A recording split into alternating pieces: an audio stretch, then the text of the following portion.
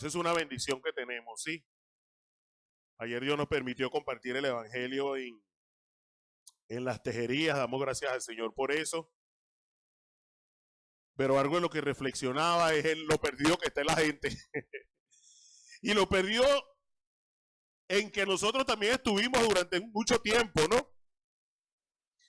Y a veces nos perdemos, sí. A veces nos perdemos en nuestros sentimientos, en nuestras emociones.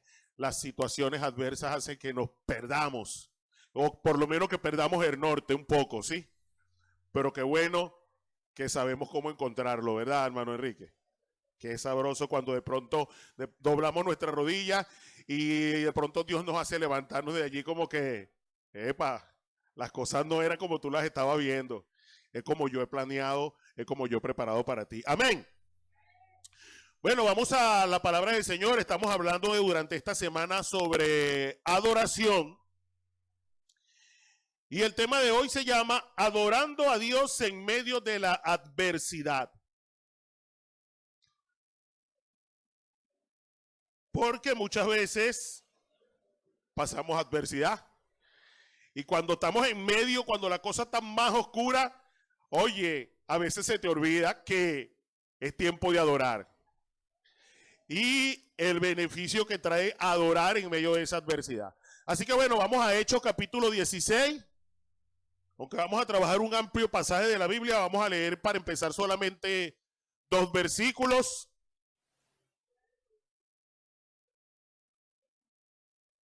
Hechos capítulo 16, versículo 25-26. Cuando lo tenga allí me dice amén. Amén. Gloria a Dios. Oye, creo que reconocí la voz de Hernández por ahí que ya lo tiene. ¿Dónde está Ramón? Te ganó hoy. Ah, yo decía, Dios te ganó hoy. Gloria al Señor.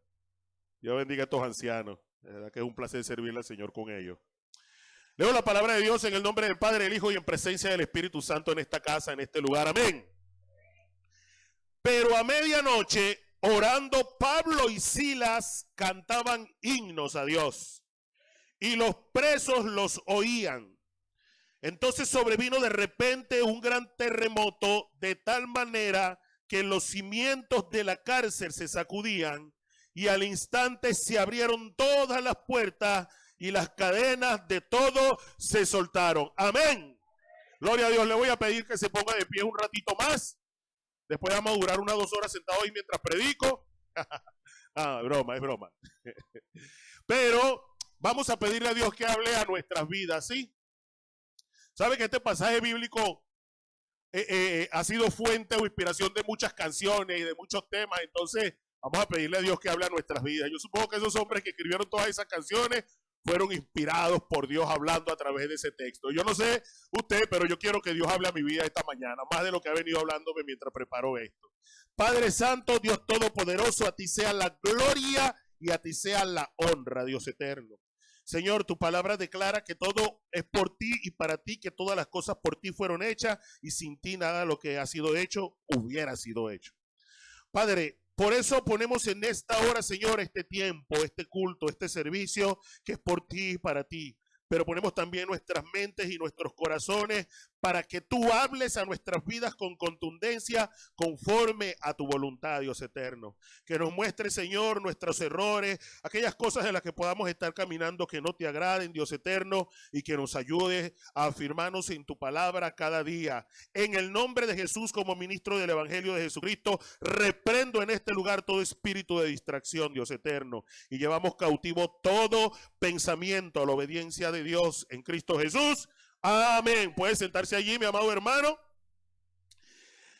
A medianoche oraban Pablo y Silas, cantaban himnos. Hacían 2 cosas entonces, oraban y cantaban mientras estaban en la cárcel. Pero ¿cómo llegaron allí?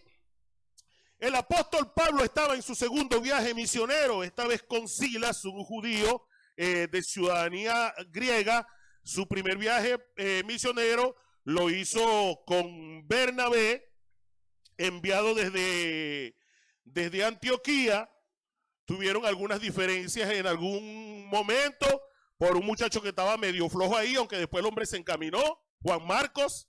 Sí, a Pablo no le parecía que ese muchacho debiera acompañarlo porque le había asignado algunas responsabilidades y el muchacho no las cumplía, no se encaminaba y Pablo, no, yo para cargar con flor.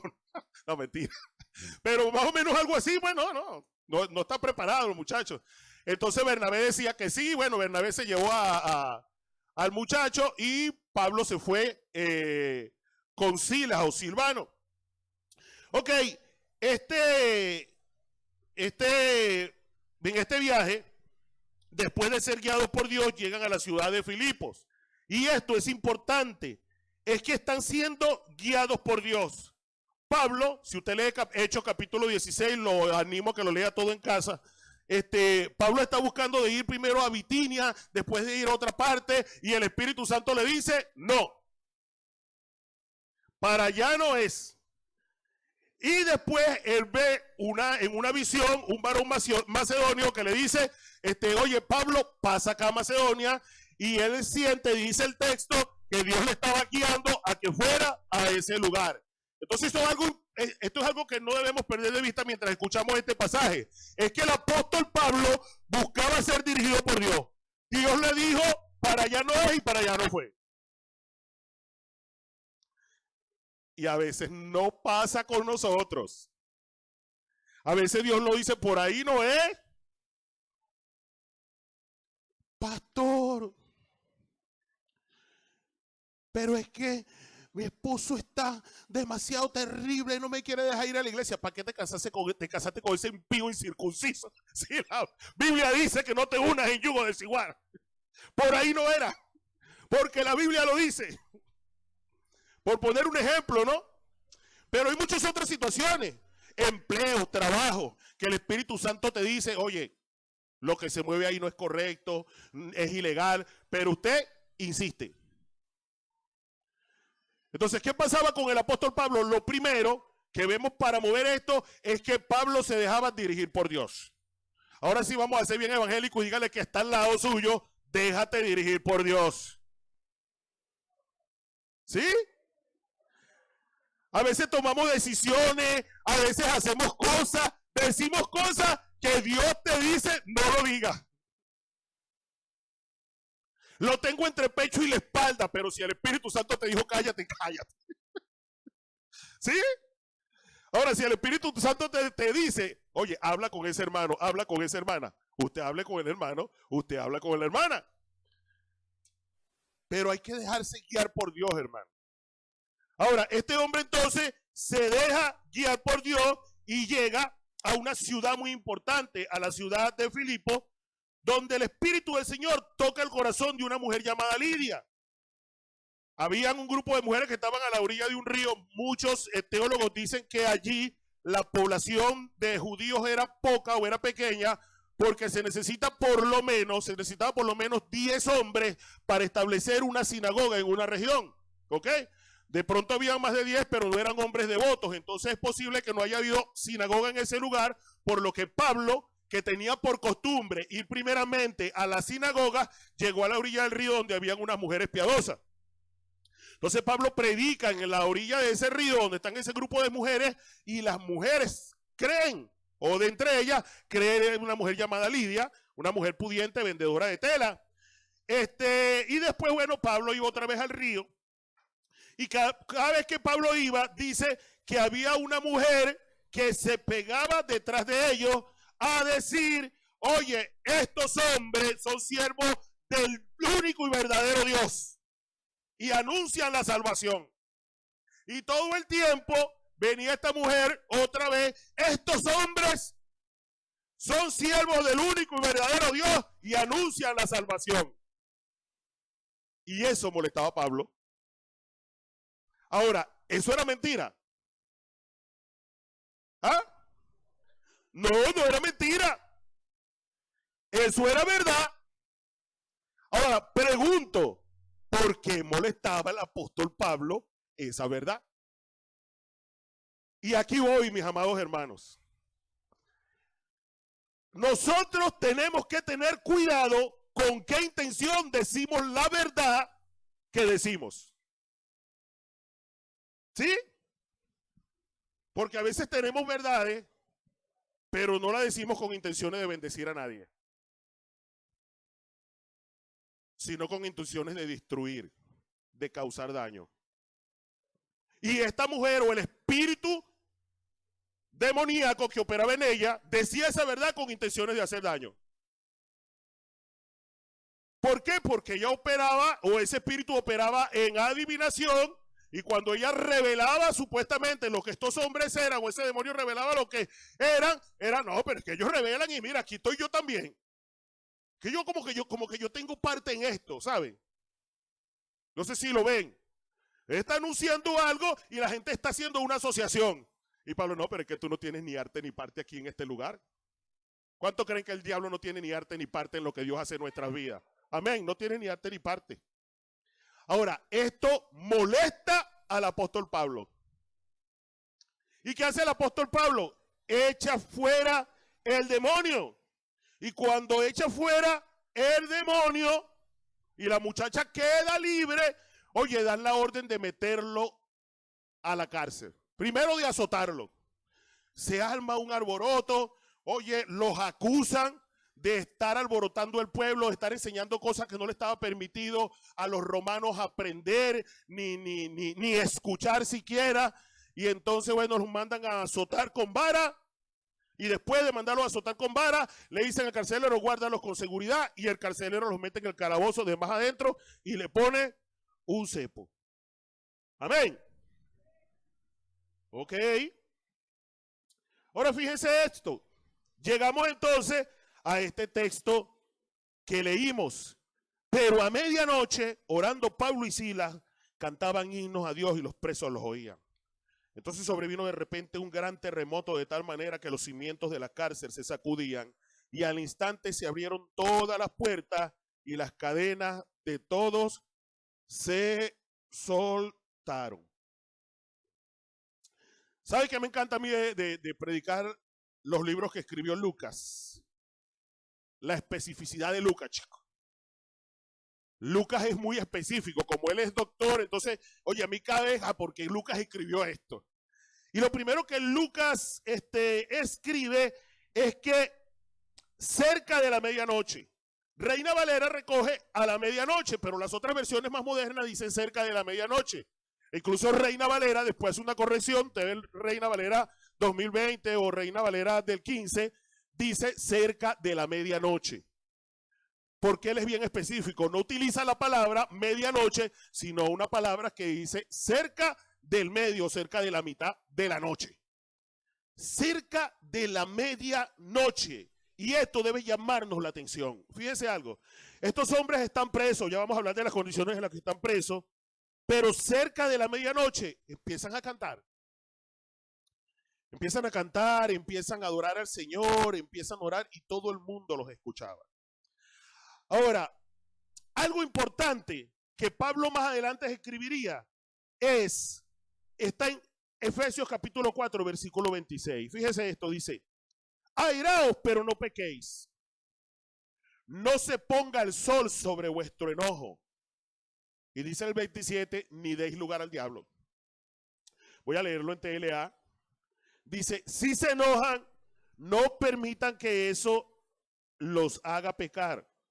El enojo no debe durarle todo el día.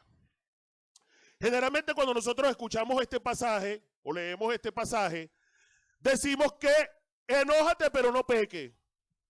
Enójate pero no llegues a agarrar un palo y darle a la persona con que te enojaste, o no llegues a decir 20,000 cosas. Pero deshacemos la asociación que hay entre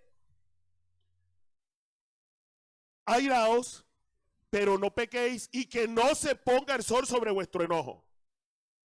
¿Sí? Ahora, porque si se pone el sol sobre tu enojo, estás en pecado. Aírense, moléstense, pero no pequen permitiendo que el enojo se les quede. Porque si el enojo se te queda, pecas contra Dios.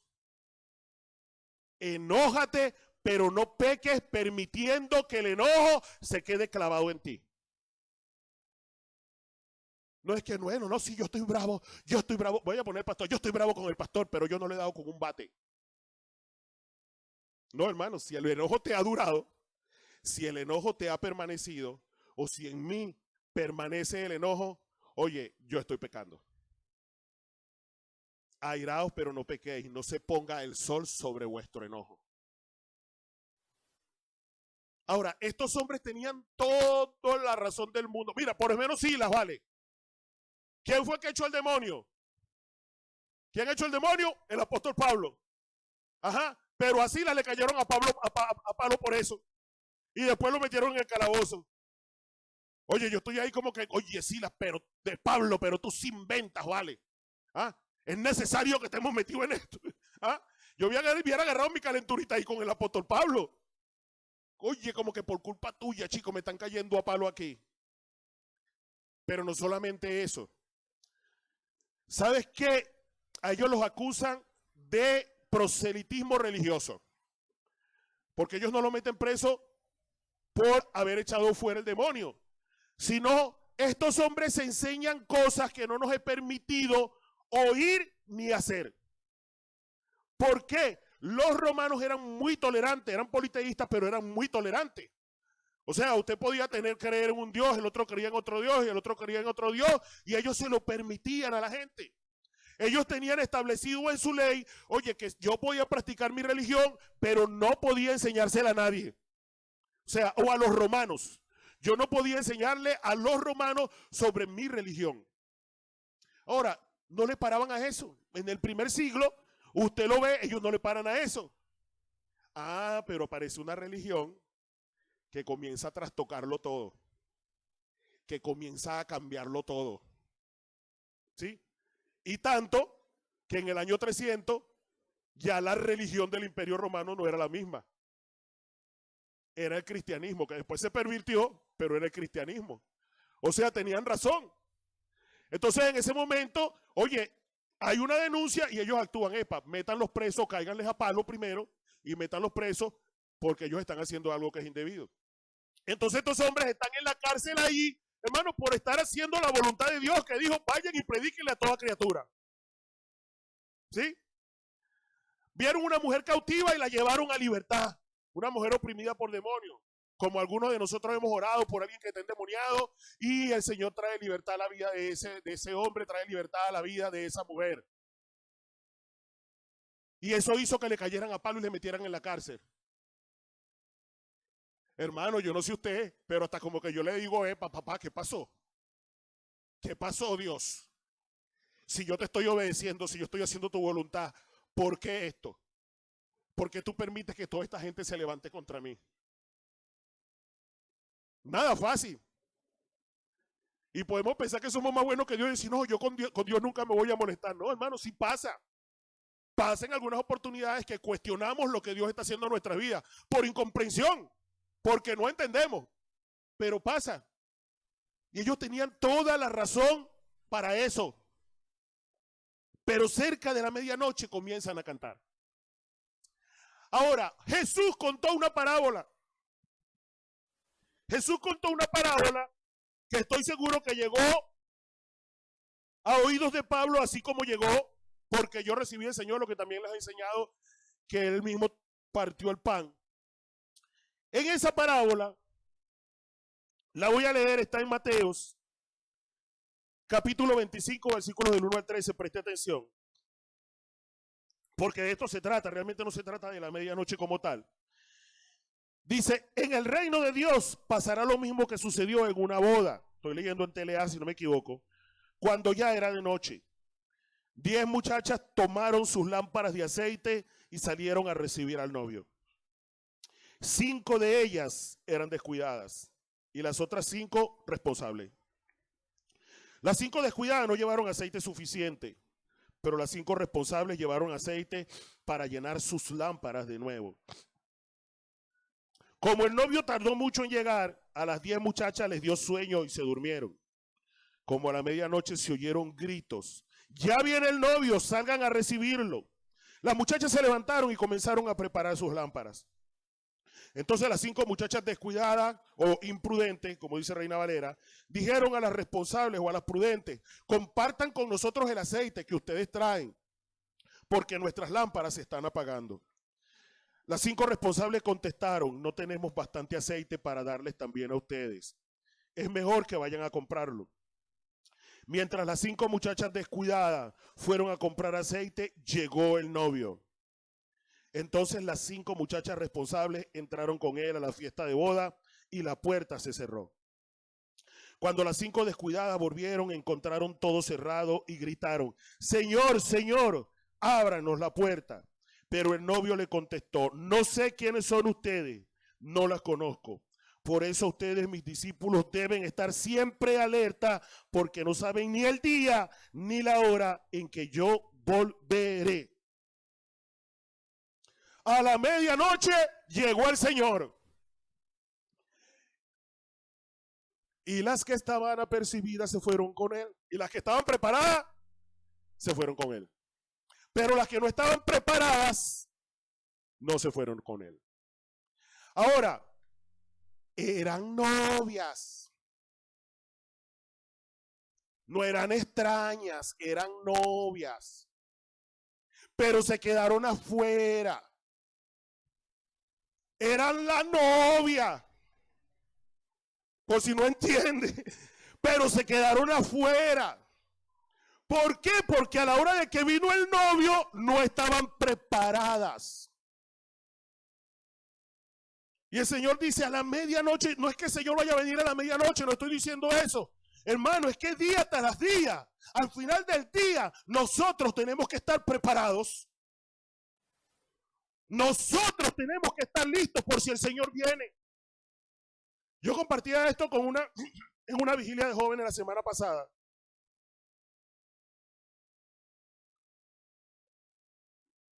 Y le decía que cuando yo era joven, más joven pues, cuando yo era, me lo van a dudar, ¿verdad, Enrique? Somos jóvenes. Cuando yo era muchacho, yo veía por todos lados: Cristo viene pronto. Y me asiente con la cabeza, ¿verdad, hermano? Se veía. Tú veías un puente, tú veías una pared, cualquier parte, hermano. Yo no sé quién escribía eso. Tú pasabas por un puente bien alto ahí, tú no, el grafito de moda era: Cristo viene pronto. Y yo le voy a decir una cosa: yo no era evangélico, pero a mí eso me impactaba. A mí eso me impactaba, ese Cristo viene pronto. Me hacía un review y salía raspado. Me revisaba y no. Pero eso me impactaba. Cristo viene pronto. Ahora, esto no se escucha ahorita. Hay una generación de cristianos evangélicos que se olvida que la venida de Cristo es inminente. Eso no lo detiene nadie, hermano. Eso es realmente, Tano decía: yo soy indetenible. ¿Cómo es que? Inevitable. No, inevitable es Cristo. Inevitable es la venida de Cristo. Pero no estamos preparados. O sea, permitimos que cualquier cosa, que cualquier evento, hermano, nos desequilibre. Y permitimos y damos lugar al diablo. Porque dice: airaos, moléstense, pero no pequen. No se ponga el sol sobre vuestro enojo, ni dé lugar al diablo. Es decir, hermano, dejamos de estar preparados para la venida del Señor porque manchamos nuestro vestido y lo arrugamos. Y lo que él dice es: vine y de todas las novias, la mitad se quedó. Yo no sé usted, pero yo no quiero ser de esa mitad. Yo quiero ser de la mitad que está preparada. Hermano, y por eso quiero decirle esto. El sentido de estos hombres, cantando himnos y cánticos a pesar de todo lo que estaba pasando, era: Señor, estamos preparados. Señor, estamos listos. Señor, creemos que tú tienes el control, que tú eres el Señor. Pase lo que pase. Pase lo que pase, usted está listo. No deje, hermano, de verdad, que cualquier situación le manche su vestido.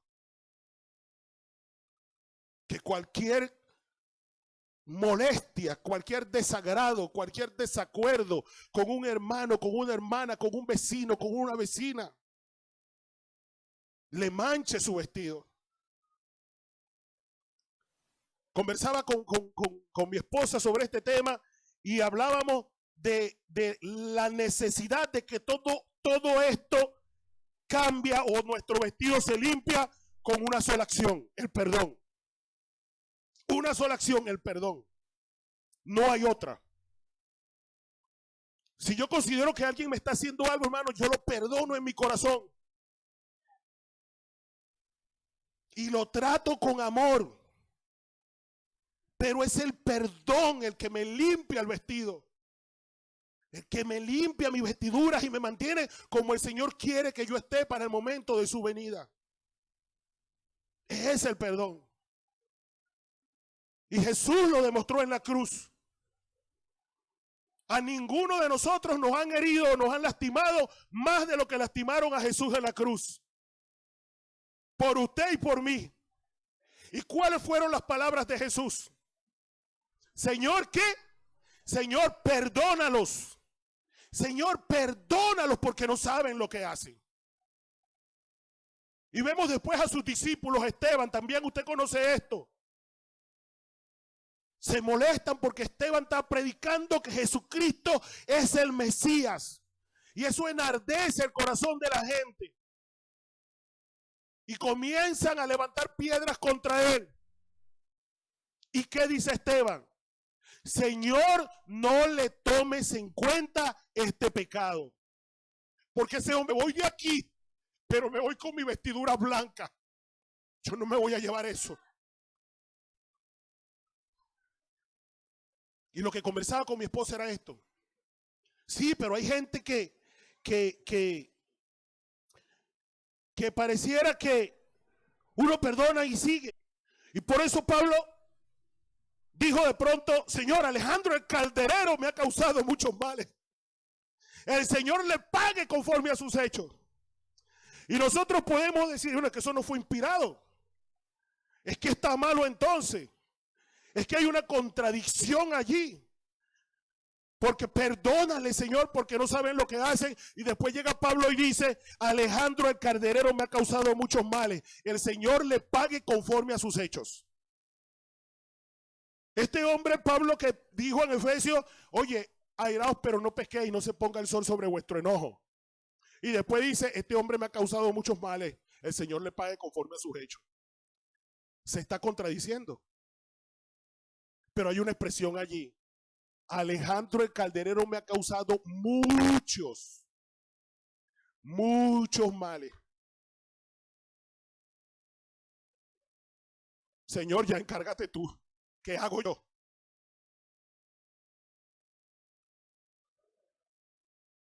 Encárgate tú. El Señor le dijo a sus discípulos cuando los envió a los 72, donde lo dejen entrar, bendigan esa ciudad, pero si no lo dejan entrar, oye, sacúdanse el polvo de los pies. Ay, que el Señor era malo, se puso bravo contra ellos. No, ahí no hay nada que hacer. Tú hiciste lo que tenías que hacer. Pero si no, bueno, deja que Dios se encargue. Pero que tu corazón esté limpio, que tu corazón esté sano, que tu corazón esté preparado para el momento de la venida del Señor. Amén. Adorándole y alabándole en todo tiempo. Amén. Gloria a Dios. Ahora, estos hombres que tenían todo el derecho, toda la razón, hermano, para no sentirse bien, están cantando himnos y adorando a Dios. ¿Y qué pasa cerca de la medianoche? Dice que hay un gran terremoto.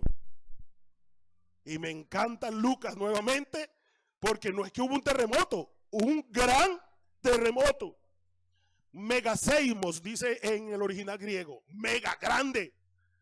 Ah, no, eso estoy seguro que no se sintió solamente allí, porque incluso en la mañana los magistrados mandan a sacar esos hombres de la cárcel así como si nada, ¿sí? Después de que los habían visto como violadores de la ley romana, de pronto dicen, no, vayan y sáquenlo. O sea, ese terremoto no se sintió solamente allí, porque fue un gran terremoto. Ahora, ¿qué generó o qué causó este terremoto? ¿Qué causó el terremoto? ¿Ah? La alabanza, dice mi hermano Enrique. ¿Qué causó ese terremoto? La adoración. Sí. Ay, porque a veces nosotros cantamos aquí, como si la tierra no tiembla. ¿Por qué cantamos? Y entonces siguen gente con ataduras, gente con cosas. ¿Ah? ¿Sabe qué, mis amados hermanos? No era solamente el canto, no era solamente la alabanza, era la condición en la que ellos adoraban, la condición en la que ellos cantaban. Fíjense algo, ¿cuál era la condición en la que ellos cantaban? Les habían azotado mucho. Primero, fíjese esto, ya yo lo mencioné, se habían dejado dirigir por Dios, ¿sí o no? Dios los había dirigido. Segundo, estaban haciendo la voluntad de Dios predicando el evangelio. ¿Sí? Estaban haciendo la voluntad de Dios predicando el evangelio. Tercero, estaba bien que liberaran a una mujer cautiva de los demonios. ¿Sí o no? Sí, Jesús lo había hecho. Jesús lo hizo mucho. ¿Ok? Ahora, van presos y les caen a palo. Literalmente, hermano. Y Lucas describe azotado mucho. ¿Sabes qué era mucho? Más de 40. Yo no sé si ustedes escuchan que Pablo dice, de los judíos recibió 3 veces 40 azotes menos 1. ¿Sí? Porque el máximo, el tope, era 40.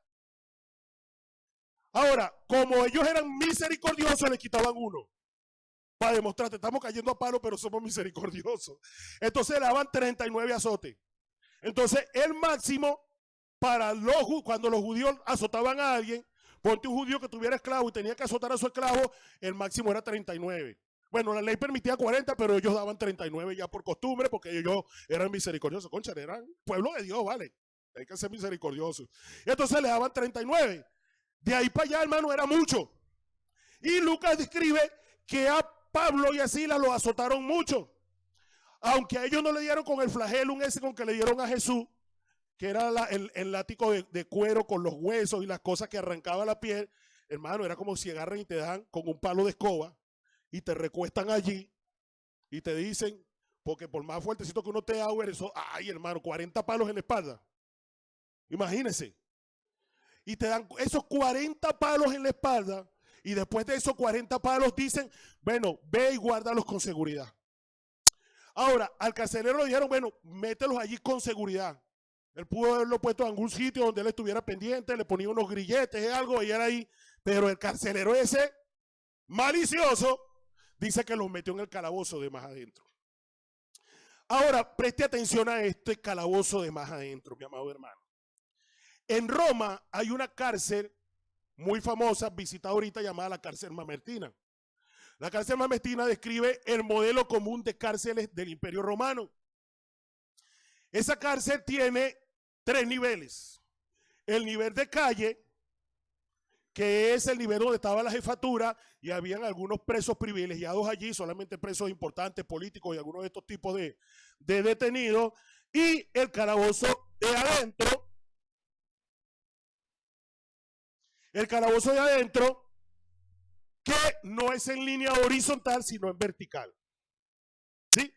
Entonces, el calabozo que estaba donde estaba la jefatura, el calabozo de adentro, que era el del sótano, y el calabozo de más adentro era en un subsótano. Usted lo puede buscar por Google y lo va a ver cómo ellos abren la estructura y se ven los 3 niveles. En ese calabozo de más adentro, un calabozo similar a ese, porque no estaba en Roma, estaba en Filipo, pudo haber estado el apóstol Pablo y Silas.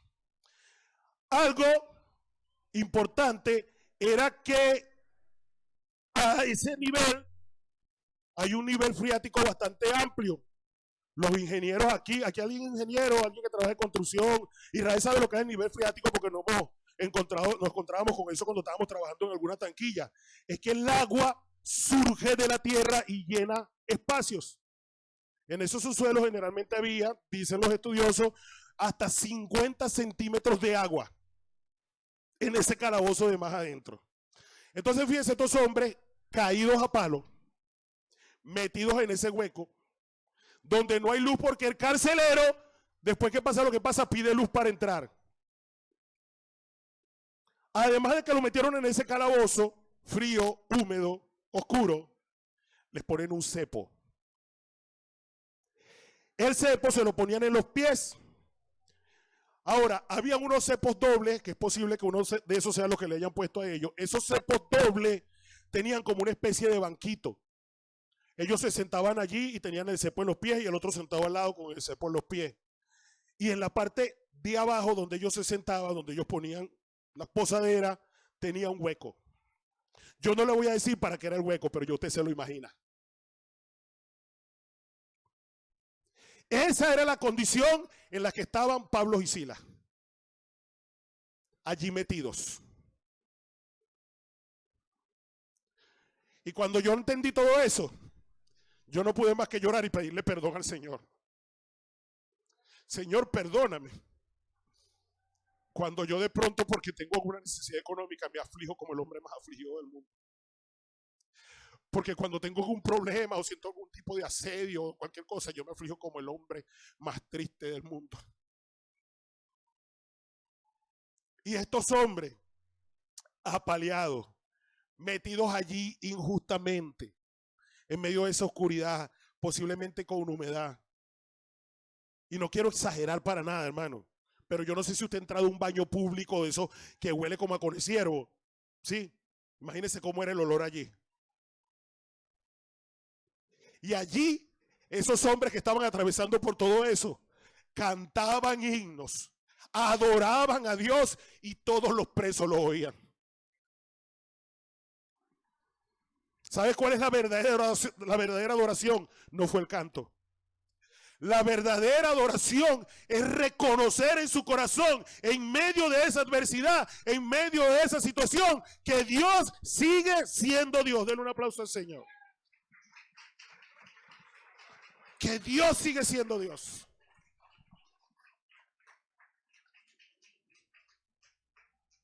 Hermano, no dudo en afirmar que ninguno de nosotros hemos pasado por eso. Ninguno de nosotros hemos pasado por una situación como la que pasaban ellos. Y ahí, hermano, entonces hay un temblor. Dios desata un temblor. No hay duda de que fue Dios. Dios generó varios terremotos, ¿sabe? A lo largo de la historia bíblica. Cuando el pueblo de Dios llegó al Sinaí, Dios hizo rugir el Sinaí. Había fuego, había humo, la tierra temblaba. Y los israelitas le dijeron a Moisés, no, nosotros no nos vamos a acercar, acércate tú. Cuando Coré se levantó contra Moisés, Dios hizo temblar la tierra, abrió la tierra. Cuando Jesús resucitó, la tierra tembló, la tumba se abrió. Aquí es Dios otra vez. Dios llega y abre la cárcel. Y Pablo y Silas salen y se van. ¿Sí? No, amén. No salen, no se van. No se van. Pablo y Silas no se van. ¿Sí? Entonces fíjense algo.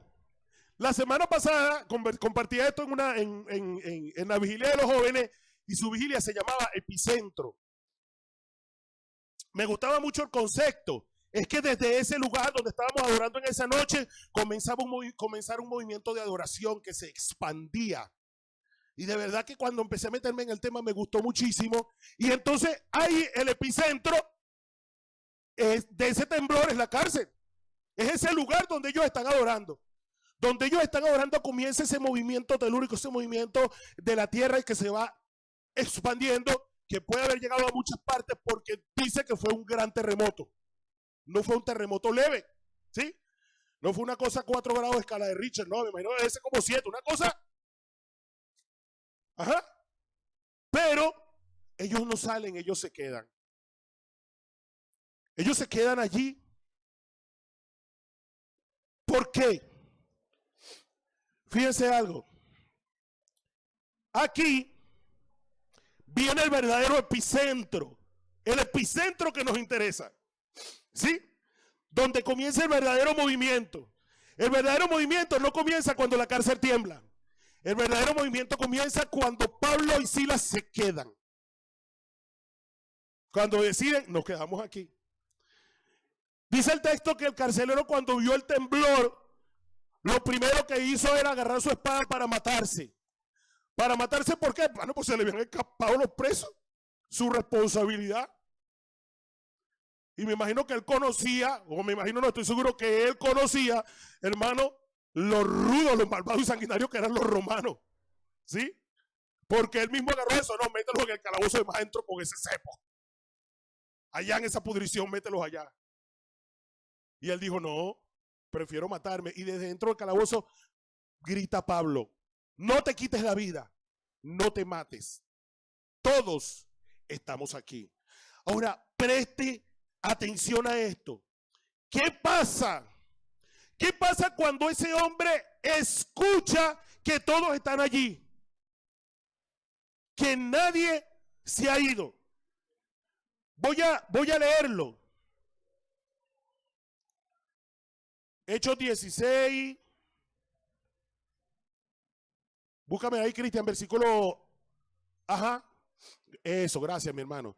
Él entonces, pidiendo luz, se precipitó adentro y temblando se postró a los pies de Pablo y Silas. Siguiente. Y sacándolos les dijo, señores, ¿qué debo hacer para ser salvo?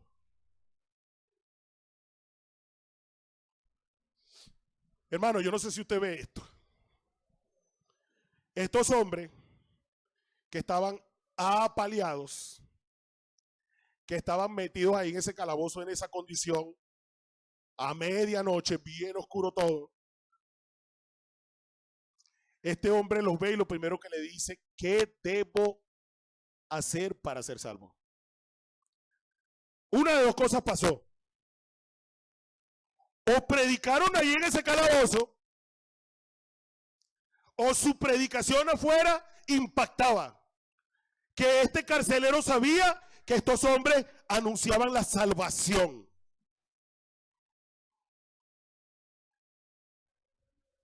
Y eso a mí me confronta. ¿Por qué? Las personas que me rodean saben que yo tengo un mensaje que salva. Saben que yo sé cómo ellos pueden llegar a la salvación. Las personas a mi alrededor saben que necesitan salvación. Estos hombres estaban presos, azotados, pero el carcelero sabía que a través de ellos se llegaba a la salvación. ¿Qué quiero decirte con esto, amada iglesia? Es que usted puede estar enfermo, usted puede estar triste, usted puede estar pasando por necesidad económica, pero la gente que le rodea tiene que saber que a través de la palabra que usted tiene en su corazón, ellos pueden llegar a la salvación. Apláudale, Señor. ¿Por qué? Porque en medio de esta situación tan adversa, tan difícil, estos hombres adoraban y lo que este hombre vio fue salvación.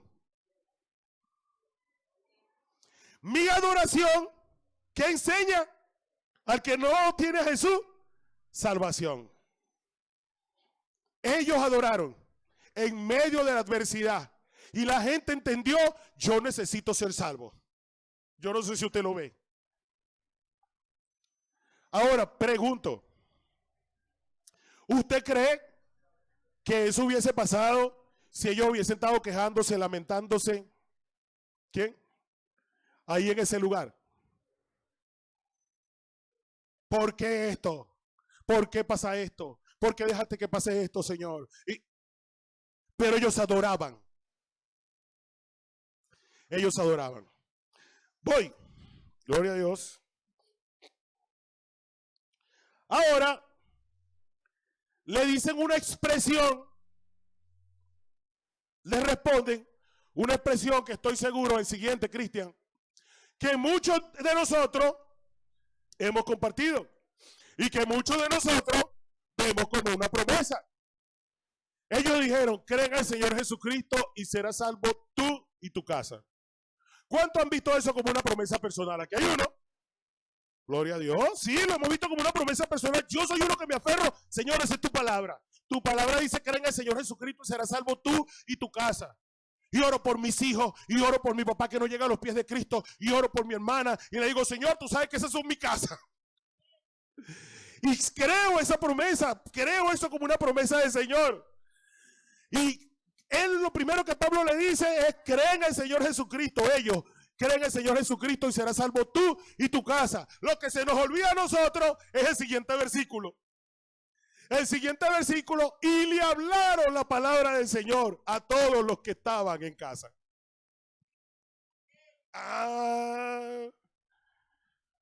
Hay poder de Dios, pero también tiene que haber, mira, tenemos que hablarle.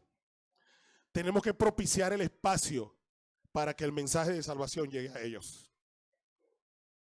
Tenemos que abrir el espacio. Preparar una comida.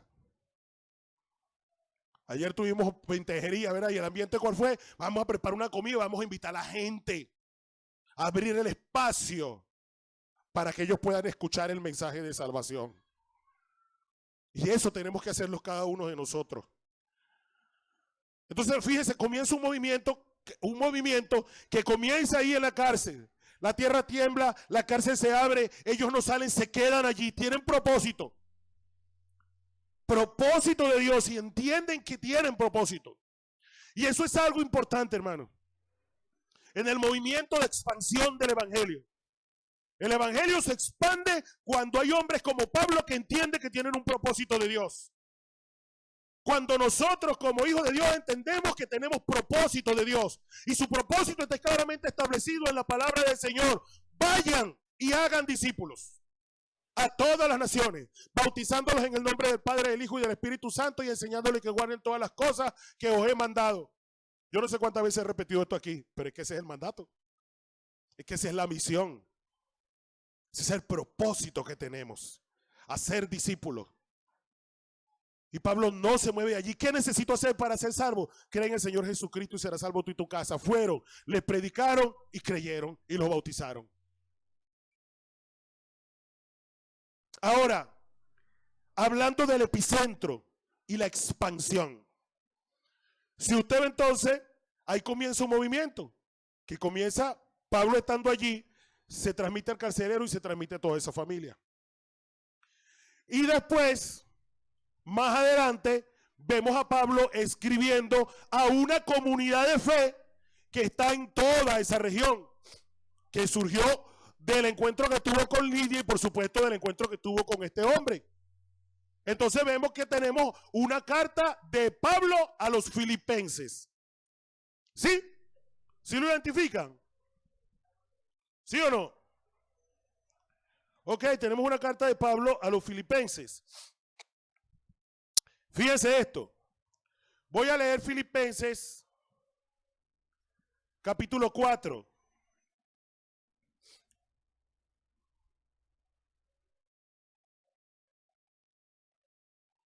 Voy a leer Filipenses capítulo 4. Voy a leer desde el versículo 10.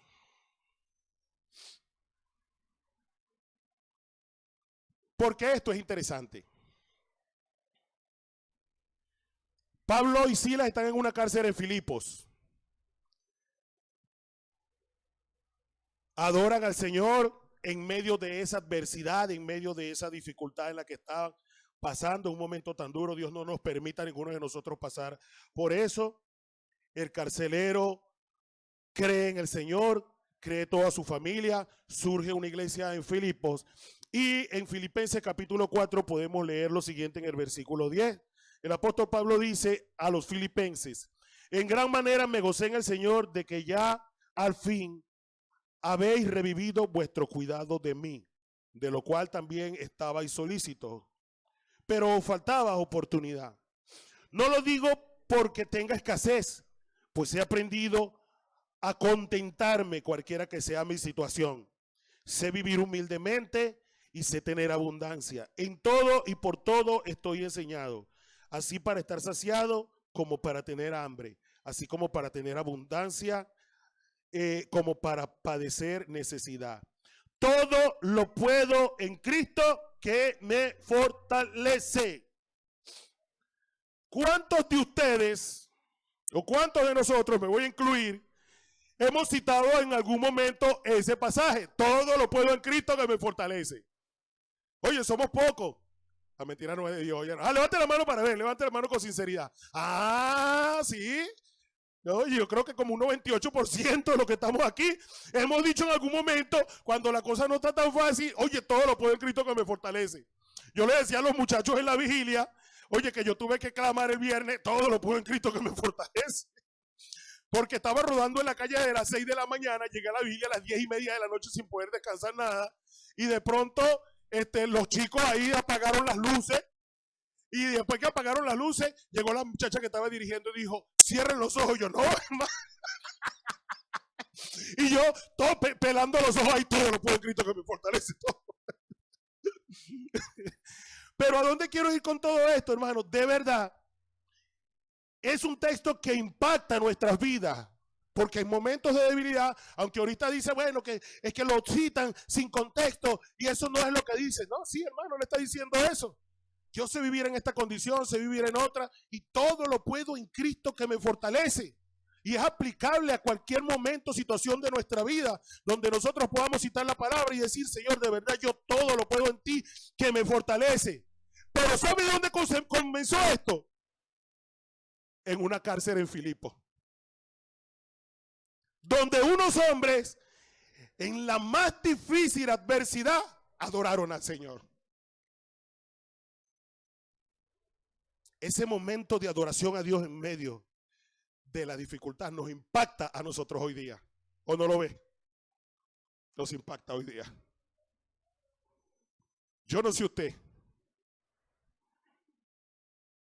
Yo le doy gracias a Dios, porque Dios usó gente que no está hoy, pero impactó mi vida. Impactó mi vida. Y yo quiero servirle al Señor. Servirle al Señor.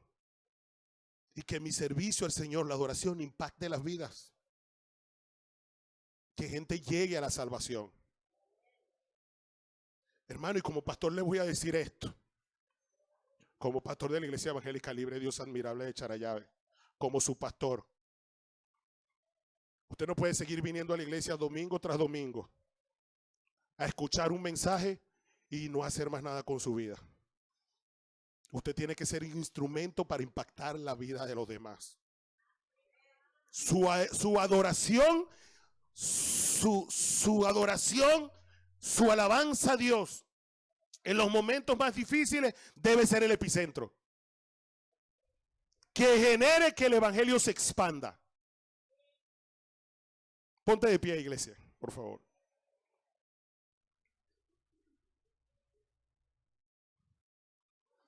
Porque esa es la tarea, iglesia. Esa es la tarea.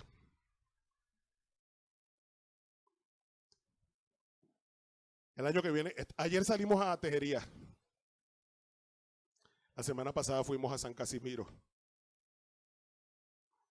Y Dios nos está abriendo puertas en otros lugares, hermanos. Dios nos está dando escenarios para que nosotros extendamos el mensaje del evangelio. Y la planificación del año que viene va a estar enfocada en trabajar afuera, en ir a llevar el mensaje del evangelio. Yo creo que Cristo viene y viene pronto. Cada vez es más notoria cada señal de la venida de nuestro Señor Jesucristo.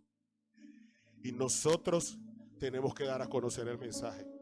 Nosotros debemos entender que debemos caminar conforme al propósito de Dios.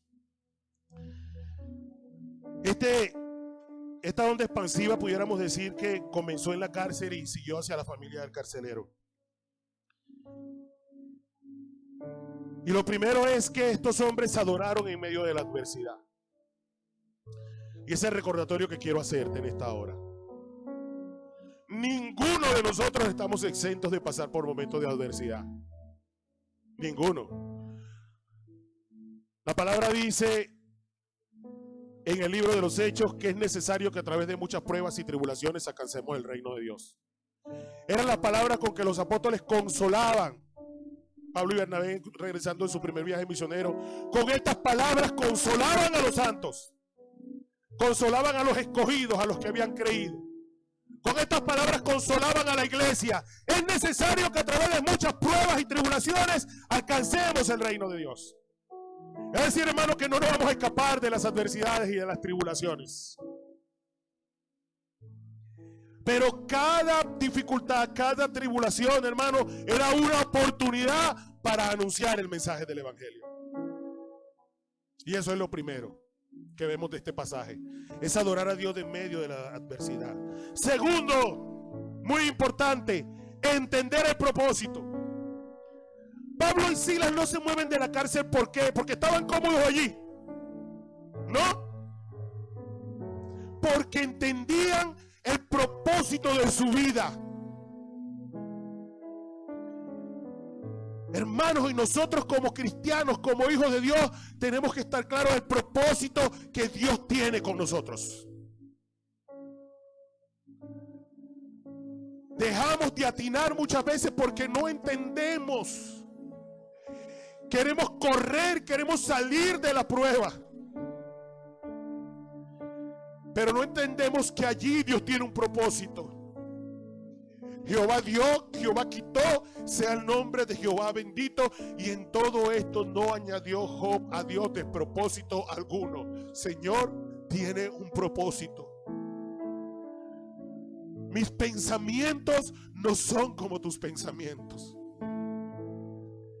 Los pensamientos de Dios están por encima. ¿Qué debemos hacer cuando hay algo que de pronto no entendemos, no comprendemos, hermano? Buscar a Dios y que nos revele sus pensamientos. Pero algo que debemos entender, hermano, es que Dios tiene un propósito. A veces venimos arrastrando, tenemos 20 años, 30 años, hasta 40 años. Y todavía tenemos sentimientos de rechazo en nuestro corazón. ¿Por qué?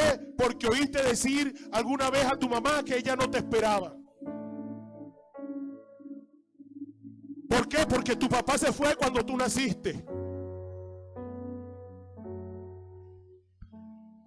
¿Sabes qué? Él no te esperaba. Pero él sí. Pero Dios sí. Dios sí te esperaba. Y preparó reino para ti, dice la palabra en el libro de Mateo, desde antes de la fundación del tiempo. Dios tiene propósito para tu vida. Que no se te olvide eso. Lo siguiente, compartían el mensaje. Comparte el mensaje. ¿Sabes qué, hermano?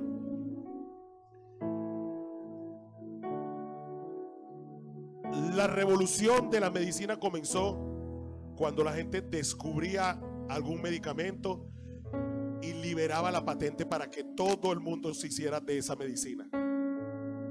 Porque esa medicina salvaba. ¿Sí?